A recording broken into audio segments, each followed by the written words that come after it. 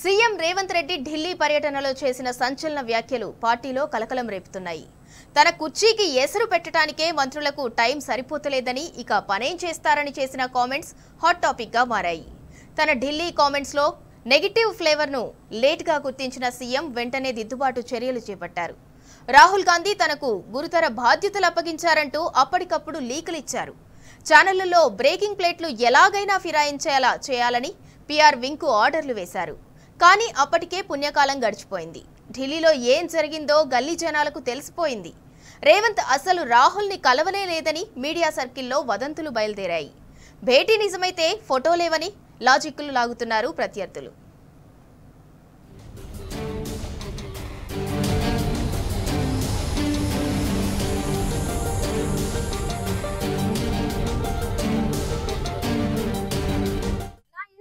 కుర్చీలో కూర్చుంటే నేను వాళ్లతో ఏదైనా పని చేయించగలను. కానీ వాళ్ళు ఏకంగా నా కుర్చీపైనే ఎక్కి కూర్చుందామనుకుంటే ఏం చేయగలను?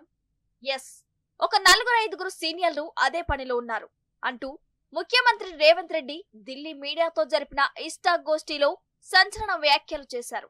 మంత్రివర్గ విస్తరణ మాట అటుంచితే అధికార పీఠం ఎక్కిన నాటి నుంచే రేవంత్ ఢిల్లీ పయనం ఎక్కే విమానం దిగే విమానం చందంగా ఉన్న సంగతి తెలిసిందే.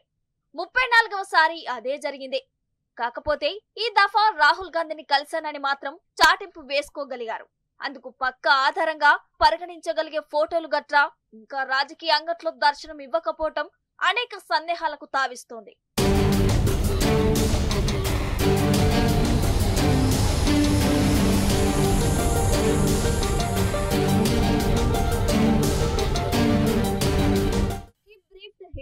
అవును, రేవంత్ రెడ్డి కులగణన లెక్కలు రాహుల్ గాంధీకి అప్పజెప్పేశాడు.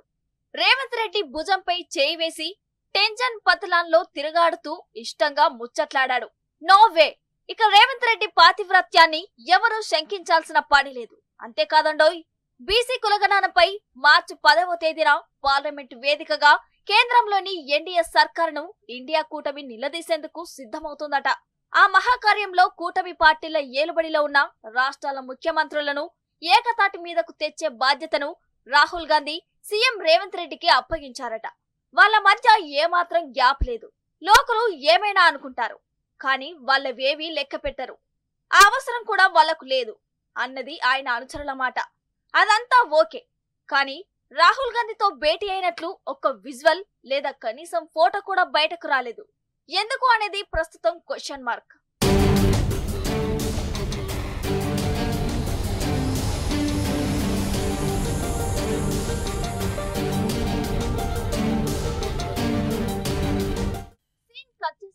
టెన్షన్ పదిలో జరిగింది రాహుల్ రేవంత్ భేటీ కాదని బయటకు పొక్కింది.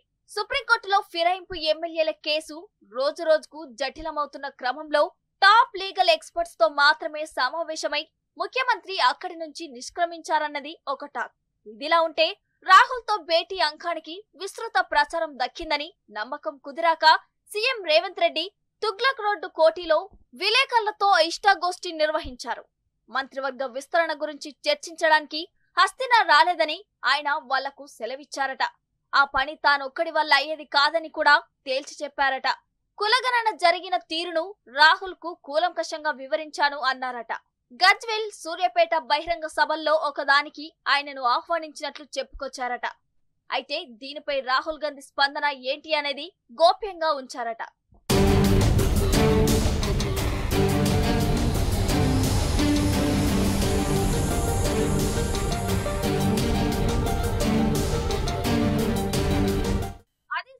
తన మంత్రివర్గ సహచరుల పనితీరును సీఎం సీటుపై కన్నేసిన వాళ్ళ సరళిని చెప్పుకొచ్చే ప్రయత్నం చేశారట రేవంత్ రెడ్డి. మంత్రుల్లో 4-5 సీనియర్లు తన సీటుకు ఎసరు పెడుతున్నారని నర్మగర్భంగా తెలిపారట. వాళ్ళు తన కుర్చీపై ఎక్కడానికి చూపిస్తున్న శ్రద్ధ పని మీద చూపించడం లేదని చిన్నబుచ్చుకున్నారట. ఇన్ని చెప్పిన రేవంత్ ఇండియా కూటమి ముఖ్యమంత్రులను సమన్వయపరిచే గురుతర బాధ్యతను రాహుల్ తనకు అప్పగించిన విషయం కీలకమైందని మాత్రం గుర్తించలేకపోయారట పాపం. ఆ సంగతిని ఇష్టాగోష్ఠిలో ఢిల్లీ విలేకరులతో చెప్పడం మర్చిపోయారు.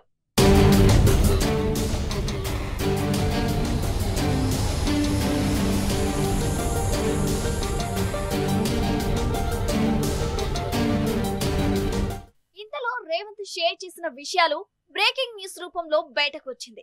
అప్పుడు రాహుల్ తనకు అతి ముఖ్యమైన పనిని పురమాయించిన కొసర విషయం యాదికొచ్చింది. ఇక ఏమాత్రం ఆలస్యం చేయకుండా తన పర్సనల్ PR విభాగాన్ని రంగంలోకి దించి ముఖ్యమైన ఆ సంగతిని లీక్ ఇప్పించేశారు. ఇంకేం, వెంటనే ఛానళ్లు సైతం బ్రేకింగ్ ప్లేట్లు ఫిరాయించాయి. కానీ చేతులు కాలాక ఆకులు పట్టుకున్నట్లు ఆ ప్రయాస వృధా అయిపోయింది. అప్పటికే ఢిల్లీలో ఏం జరిగిందో గల్లీ గల్లీలో జనాలకు తెలిసిపోయింది. రేవంత్ రెడ్డి పరువు పోయింది.